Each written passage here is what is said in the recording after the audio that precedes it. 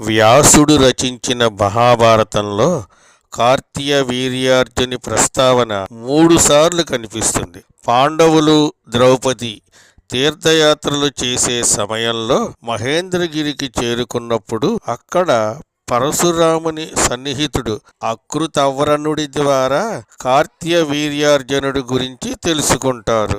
కార్తీయ వీర్యుడి పేరు అర్జునుడు. ఇతను మహిష్మతి నగరానికి రాజు. దత్తాత్రేయునికి పరమ భక్తుడు.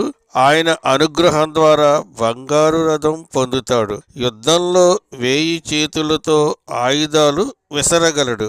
వరబలంతో అతడు అన్ని ప్రాణుల మీద అధికారం సంపాదించి ఇంద్రుడిని కూడా పీడించాడు. దేవతలు ఇతడిని చంపడానికి విష్ణుమూర్తిని ప్రార్థించారు.